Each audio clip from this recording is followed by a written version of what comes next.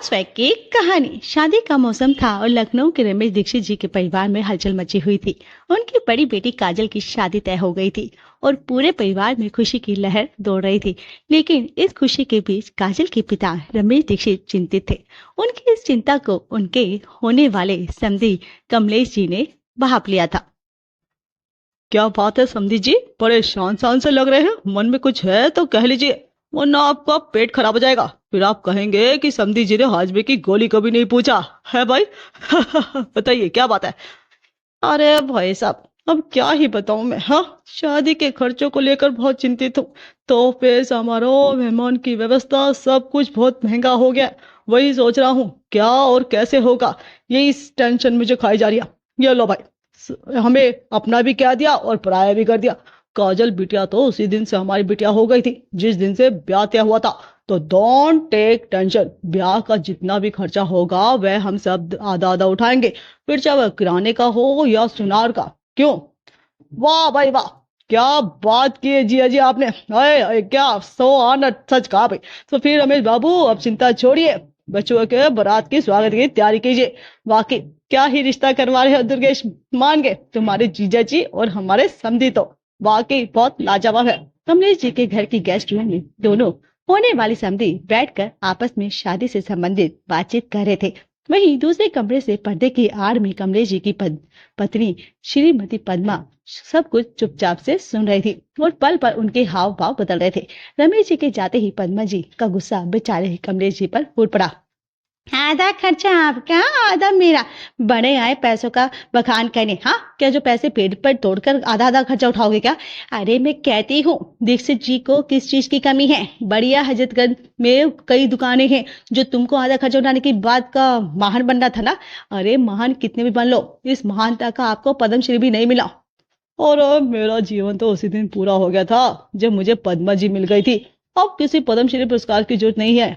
हाँ भाई हाँ, बस मुझे ही ताने मारो जी। काजल के बाप के सामने कैसे बकरी की मेमनी की तरह मिमिया रहे थे। हाँ भाई साहब, आधा खर्चा आपका, आधा मेरा।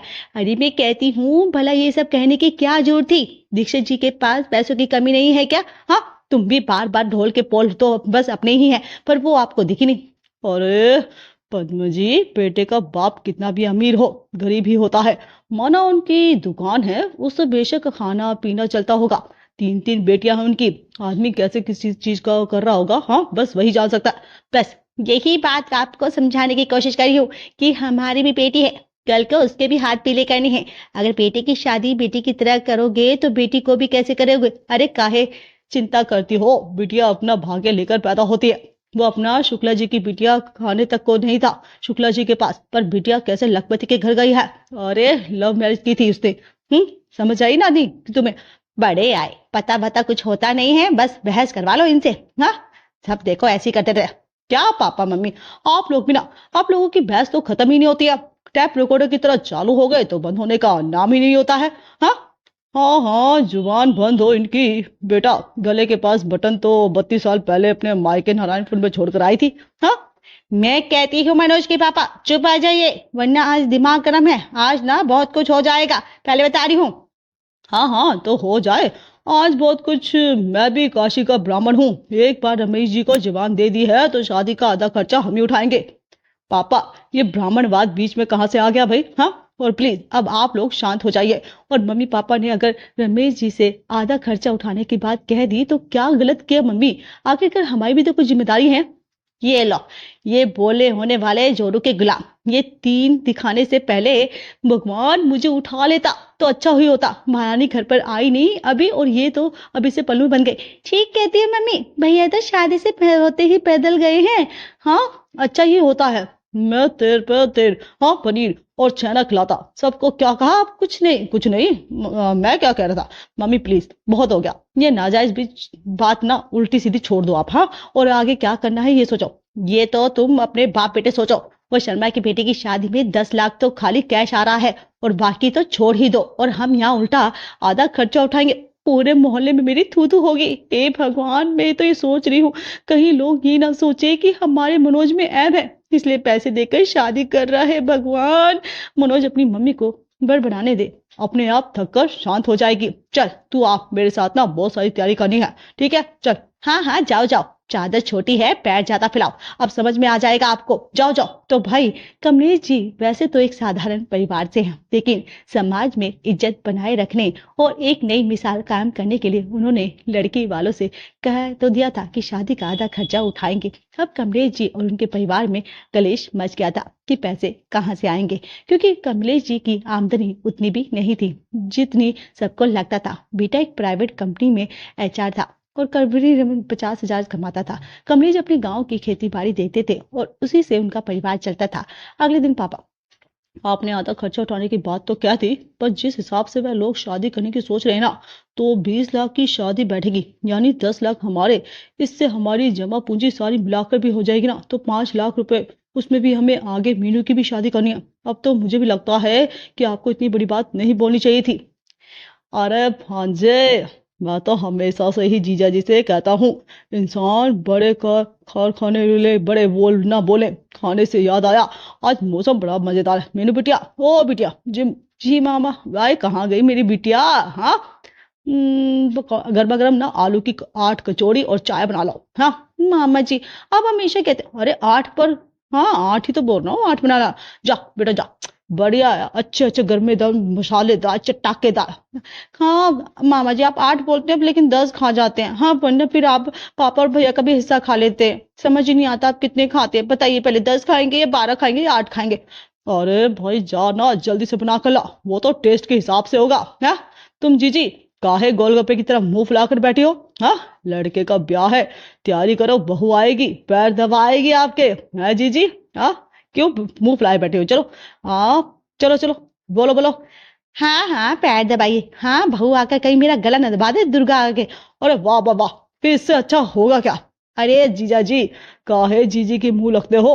अब ये बताओ कैसे बुला लिया सुबह सुबह? हाँ, कल तो सब बातें रमेश जी से हो गई थी। हाँ, तो अब किस लिए, तुम बताइए क्या बात है? हाँ बताइए ना, वाह वाह क्या बात है, मैं तो बात बनाने को कही थी। तुम कहाँ के, मैं जवानी, तुम मेरी बात काट भी सकते हो है कि नहीं? अरे बताओ, मैं तो ये कह रहा था कि अपनी जीजी को संभालो। बात बात में पता नहीं क्या बोलती रहती है, कभी ये करवा दे, कभी वो करवा दे है, कभी ये करती रहती है, सारे दिन टेंशन में देती रहती है हमको। अरे जीजा जी, रमेश जी लड़के वाले हैं, वही सब खर्चा उठाएंगे। पर नहीं नहीं, वाह वाह वाह, क्या बात कही है ना? जीजा जी, अब फंसाए हो। अरे भाई तुम जीजा इतनी लंबी लंबी, मैंने कुछ नहीं फेंका था। एक लड़की का बाप होता है ना, उसी को पता होता है कि क्या करा होता है। चुप कर अब, कह तो दिया है तो कह दिया, मेरी भी इज्जत है कोई? हाँ, काशी का ब्राह्मण हूँ, बात का पक्का हूँ, जवान दे दिया। हाँ हाँ, ये तो भले ही खर्चा क्यों ना लेना पड़ा। हाँ खर्चा, घर भी खर्चवा, हाँ हाँ, अगर देना पड़ेगा घर तो हम घर भी गिरवी दे देंगे, खुद का भी बेच दूंगा। दुर्गा, पहला तू तो अपनी जीजी का, जी जी तू चुप रहे बेटा, ठीक है? मेरा तो तू बेटा, तू गोलगप्पे, अरे गोलगप्पे के मुंह मत फुलाओ जी जी, सब ठीक हो जाएगा। ठीक है, मैं भी जवान देकर आया हूँ अपने भोजी से, बेटियों को लो। हे भगवान, तुम जीजा साले बेटे ना, क्या करोगे, क्या करना है? ठन ठना में हमारे घर में कुछ भी नहीं है ऐसा। अरे कुछ नहीं होगा, मैं अपना घर बेच दूंगा, लेकिन मैं अपनी इज्जत पे नहीं आने दूंगा। है, लड़के के गहने और कपड़े लेना है तो 87,000 सोना चल रहा है, समझ में नहीं आ रहा क्या ले क्या नहीं। उसके बाद लाइट टेंट, घर के खर्चे जो 5 दिन के हैं, उन औरतों के प्रोग्राम का बवाल है, वही हल्दी मेहंदी तेल संगीत, वही सब चल रहा है। हाँ जी जी, बताइए, तुम्हारी हर दिन इसमें मेहमानों का खाना भी होगा तो फोटो खिलाना पड़ेगा ना? है जी जी, वरना ये सब कहेंगे। हाँ हाँ, सब होगा, नहीं तो तेरी जीजी है ना, मेरे को जीने नहीं देगी चैन से। हाँ ठीक है, हाथ में 8 लाख तो हो रही, तभी कुछ बात बनेगी जीजी जी। काय टेंशन से पसीना पसीना हो रहे हो, सब इंतजाम कर लीजिए जल्दी से। वैसे भी ना, देखो, मैं तो ये कह रहा हूँ, जितना होगा औरतों को कम बुलाओ है, और जिसमें तुम्हारा खर्चा भी कम हो जाएगा और टेंशन भी नहीं होगी। क्यों? और थोड़ा सा अगर लेना है तो लोन ले लीजिए, इसने नौकरी तो कर ही रहा है भांजा, भांजे के उसमें लेके थोड़े कागज दिखा के लोन ले लो, साले से व्यवहार कर रहे हैं। हाँ हाँ, ठीक ही कह रहा है, 1.5 लाख तो शगुन के लिफाफे में आ ही जाएगा। क्या दुर्गा, तू भी हाँ ऐसी ऐसी बातें कर रहे हो तो नहीं तो बोलेंगे मेरे। अरे बेटे की शादी में क्यों फंड निकलवाएंगे मनोज जी, और मीनू तो बराबर के ही है ना, इसके भी तो इसी साल हाथ पीले करने हैं ना। हाँ क्यों? तुम दोनों माँ बहन है ना, पता नहीं क्या क्या करते रहते हैं, समझ ही नहीं आती हैं। और मीनू की शादी भी बिल्कुल अच्छे से करेंगे हम। अरे साहब, ये बात आपने बिल्कुल, हाँ पापा, ये तो आप सही कह रहे हैं कि हम मीनू की शादी भी अच्छे से करेंगे। और जी पहले पहले पैसे कमाए पर व्यवहार तो कमाया है ना। ठीक है पापा, तो फिर आज लाइट टेंट की बुकिंग करता हूँ। घर पर 5 दिन मेहमान रहेंगे तो जो जरूरत तो पड़ेगी। 87,000 दे दीजिए बस। बैंक थोड़ा लोकल निकाल के दीजिए बैंक में से अपने। पापा आप मम्मी से अभी कुछ मत बोलो, मम्मी भी सही है। अरे इसी साल तेरी बहन का भी ब्याह करना है, मैं सब कर लूंगा। पापा बहुत खर्चा। अरे अरे बुआ को फोन लगाओ, मैं उससे कहता हूँ रुपए के। हेलो हाय बाबू जी, खुश नहीं, आज कैसे भूले बिसरे अपनी इस गरीब बहन को याद कर लिया। हाँ, अरे भतीजे का ब्याह है तुम्हारे 25 दिन बाद, इसलिए क्या है जीजी। अरे तो अब भी करने की क्या जरूरत थी, जब बहू घर पर आ जाती विदा होकर तब करते, बेवजह फोन कर एहसान कर दिया जीजी पर, है ना। ताने तो मत मारो। अच्छा जो बात कह रहा हूँ वो सुनो। यहाँ टेंशन के मारे भांजे की मेरी तो नसें फटी जा रही है बेजे की। और भांजा है मेरा कहाँ पर है बताइए। अरे वो भी इधर ही है, घर पे ही। तुम पहले बताओ, उधर उधर की सुनाने में पड़ी हो। अरे चिल्लाए कर। अब तो ठीक है, बहू आ रही है, बहू आ जाए इसलिए तो फोन किया है। हमें तुम्हें ना 1 लाख रुपए की व्यवस्था करवा दो जी से कहकर। जिंदगी भर आ रहे है, तू 4 बातें सुनेगा और 8 मुझे सुनवा देगा है। बाया बड़ा। लड़की की शादी में कोई उधारी मांगता है क्या? लड़के की शादी एक तो तुम सब ना दिमाग खराब कर रहे हो। लड़के की शादी में खर्चा नहीं होता, लड़के की शादी में नहीं होता। अरे लड़की वालों जितना तो खर्चा होता है ना, अरे कह लो कि ज्यादा होता है। मैं तो कहता हूँ बहू को गहना नहीं बनवाओगे, टीका में रिश्तेदारों के दावत नहीं दोगे, घर पर सजावट नहीं होगी, घर वाले कपड़े नहीं पहनेंगे क्या? हाँ, नया नहीं होगा? ये बताओ आप। अरे भड़कता क्यों है? मैं तो सुनी हूँ तू लड़के वाले को क्या बोला है, आधा खर्चा तू उठाएगा आधा वो। यहाँ तक कि उनकी की तरफ से बारात वाला खाना भी उसमें आधा खर्चा। हाँ तो जीजी सब तो पता है तुमको, तुम और तुम्हारे भोजी पूरा दिन यही बदला फूला फूसी करती रहते हो। मुझसे अभी कह रही हो कि क्या बता रही हो? तू तो नहीं बताएगा तो क्या मेरा वहां कोई नहीं है क्या? खैर सुनो जीजी, ये कहकर कन्ना तक का व्यवस्था करवा देना। और मनोज को भेज रहा हूँ, कल उसके हाथ आ जाना। ठीक है, काम काज देखो। तुम्हारे ना बहूजी को मुझे ताने मारने और फोन पर बतला सब बातें। ठीक है, तो परेशान ना हो, मैं कराती हूँ कुछ इंतजाम। चलो 1 लाख का तो इंतजाम हुआ, 3 का और हो जाए तो सबसे पहले बहू के गहने और कपड़े आ जाएंगे। दुर्गा 1 लाख का इंतजाम करना तेरी जिम्मेदारी है। वो जीजा जी गजेदार मजेदार में डाल आ जा। क्या है तू तू भाई मेरा साला है, 1 लाख का इंतजाम नहीं कर सकता था क्या? जो तो जाकर व्यवस्था कर, विवाह के बाद लौटा दूंगा। ठीक से देखो, जा अपनी एफडी तुड़वा दे जा। मैं तो कहता हूँ भले खुद को तुड़वा ले पर रुपए का इंतजाम कर। अरे अपने अकाउंट से निकाल कर लाओ, और कहां से ले आएगा? जा। पापा मेरी 50,000 की सैलरी है, जिसमें कट पीट के मुझे 25,000 तक मिल जाएगी। उसमें मेरे हर महीने खर्च कैसे दूंगा?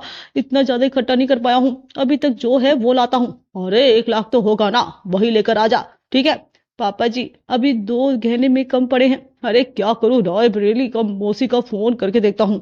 परेशान कमलेश जी ने उनकी रायबरेली वाली मौसी को फोन घुमाया और उनसे रुपया उधार देने को कहा।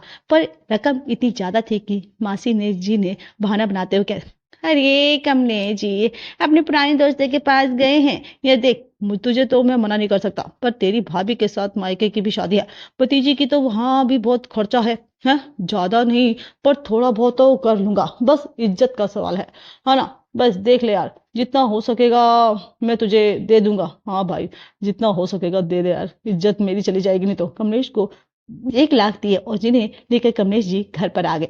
उन्होंने कई और जगह भी बात की पर बात नहीं बनी। अब तो भाई पद्मा जी हमारी मदद कर सकते हैं, उनके चरणों में ही चलना पड़ेगा। अब ऐसे मुंह फुलाए काहे खड़ी हो, कहना क्या है बताइए? बहुत काम है मुझे। हाँ, भोजी आती होगी, बाजार भी जाना है। अरे भाग्यवान, तुम तो हमारे घर की लक्ष्मी हो। अगर कोई समस्या होगी तो हम तुमसे ही तो कहेंगे ना। हाँ सुन लो मनोज के पापा, ज्यादा मक्खन लगाने की जरूरत नहीं है, जो कहना है साफ साफ कहो। हाँ भाग्यवान, मैं कह रहा था कि कुछ मदद कर देती तो। वैसे भी तुम सुमर पर सोना चांदी कहाँ ही पहनती हो बहू, और तुम दोनों मिलकर पहन लेना। हाँ यार, इज्जत का सवाल है। बस मुझे अपने गहने। वाह जी वाह, खूब कही। कान खोल कर सुन लीजिए, मैं अपना कोई सामान नहीं दूंगी, अपनी बेटी भी तो ब्यानी है मुझे। और क्यों कहा आपने कि आधा खर्चा उठाएंगे, अब भुगतो आप। अरे मैं सब इंतजाम कर तो रहा हूं ना, अब बस इसमें देख लो यार। वरना मेरी नाक कट जाएगी बिरादरी में। बस इसका इंतजाम कर दो, बाकी तो इतना शगुन के लिफाफे में हो ही जाएगा, बहुत मदद हो जाएगी तुम्हारी। कोई कथा हवन तो है नहीं जो 10-5 हजार में निपट जाएगा। ब्याह है ब्याह, और शगुन के लिफाफे जब आएंगे ना तब आएंगे, तब तक सब कैसे करोगे? हाँ आए बड़े, अरे आएगा तो जिंदगी भर अपने व्यवहार ही तो किया है ना, हमारे घर की पहली शादी है, खूब आएगा उसी से। जीजी और दुर्गेश की उधारी निपट जाएगी। पर अभी देख लो यार, फिर क्या था।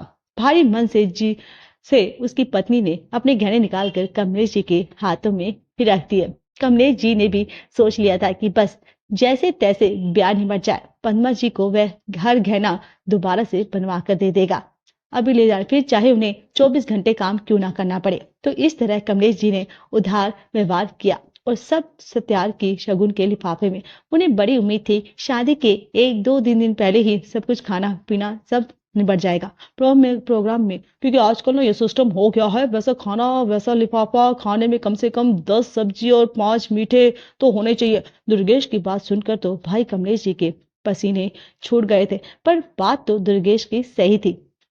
ये सोच कर उन्हें ये इंतजाम भी करना पड़ा। पनीर से लेकर गैस सिलेंडर तक के आने में कमलेश जी के परिवार में कमलेश जी ने खर्चा देखकर अपनी कटौती करने की कोशिश की, पर जरूरी चीजों में बहुत खर्च आ रहा था। इस तरह आखिरकार शादी का दिन आ गया। ससुर कमलेश जी नीला कोट और पीली टाई लगाकर, चेहरे पर ढेर सारी टेंशन और सिर पर ढेर सारा कर्जा लेकर मिलन मैरिज हॉल पहुंच गए।